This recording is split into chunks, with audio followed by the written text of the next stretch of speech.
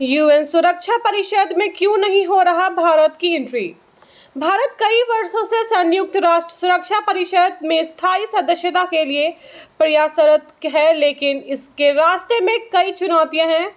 America, Britain, France और रूस जैसे सुरक्षा परिषद के 4 स्थायी सदस्य भारत की सदस्यता का समर्थन कर चुके हैं, मगर चीन भारत की इस राह में सबसे बड़ी बाधा बना हुआ है।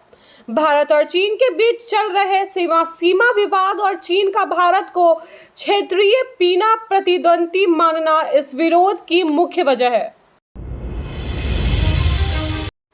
जाने आईएसएस में कैसे रहा सुनीता विलियम्स का बर्थडे।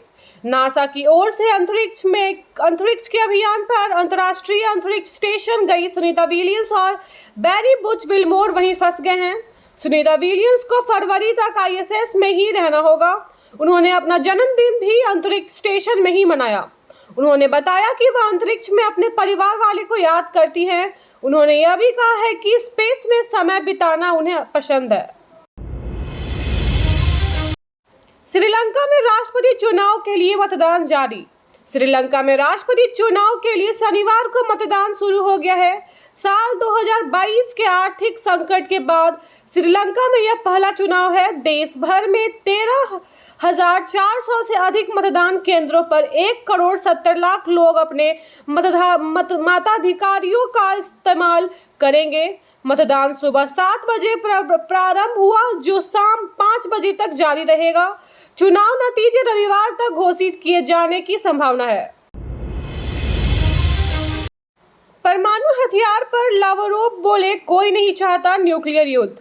रूस के विदेश मंत्री सर्गेई लावरोव परमाणु हथियारों के इस्तेमाल के बारे में कहा है कि कोई भी परमाणु संघर्ष नहीं चाहता। लावरोव ने कहा कि परमाणु हथियारों के बारे में बात करना गैर जिम्मेदाराना और गलत है। विदेश मंत्री परमाणु हथियारों पर कही गई यह बात पुतिन के करीबी और ड्यूमर के स्पीकर वोलोडिन की कही बात के बिल्कुल अलग है। वोलोडिन ने कहा था कि अगर पश्चिमी देश यूक्रेन को लंबी दूरी वाली मिसाइलों की आपूर्ति करते रहते हैं और उनसे रूसी जमीन पर हमला होता है, तो फिर हमें परमाणु हथियारों को तरफ रुख करना होगा।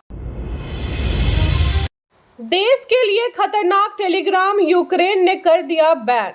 रूस से युद्ध के बीच यूक्रेन की सरकार ने टेलीग्राम पर बैन लगा दिया है। यूक्रेन का कहना है कि सरकारी और सेना के अधिकारियों का टेलीग्राम इस्तेमाल करना खतरनाक साबित हो सकता है, क्योंकि रूस इसका इस्तेमाल जासूसी के लिए कर सकता है। शुक्रवार को यूक्रेन के national security and defence council ने इसका ऐलान किया है।